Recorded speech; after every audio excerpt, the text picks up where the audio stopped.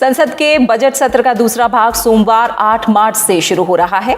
Budget सत्र के दूसरे भाग में सरकार की कोशिश कई अहम विधेयकों को पारित कराने की होगी। वहीं दूसरे भाग में कई अहम मंत्रालयों के कामकाज पर भी चर्चा होगी। सत्र के दौरान कोविड प्रोटोकॉल का सख्ती से पालन किया जाएगा। बजट सत्र का दूसरा भाग 8 अप्रैल को संपन्न होगा। बजट सत्र के दूसरे भाग में कई अहम मंत्रालयों के कामकाज पर चर्चा की जाएगी।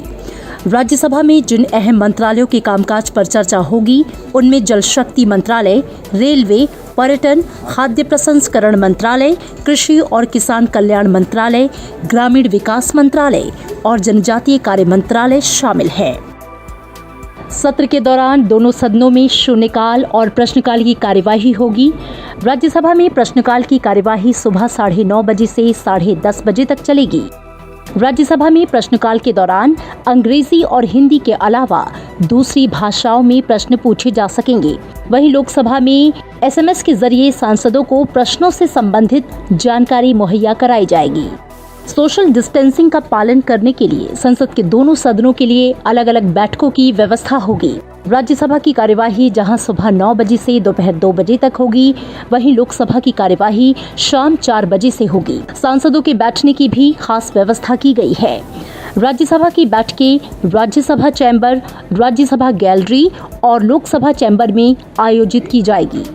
इसके तहत 57 सदस्यों को राज्यसभा चैम्बर में बिठाया जाएगा, जबकि 51 सदस्यों को राज्यसभा दीर्घाओं में बैठाया जाएगा।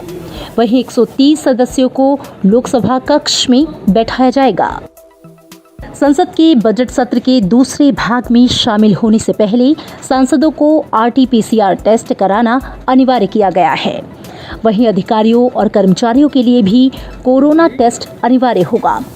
कोरोना महामारी को लेकर सांसदों को विशेष गाइडलाइन जारी की गई है, जिसमें मास्क का इस्तेमाल, 6 फुट दूरी समेत दूसरे निर्देश जारी किए गए हैं। कोरोना महामारी के दौर में संसद का ये दूसरा सत्र है।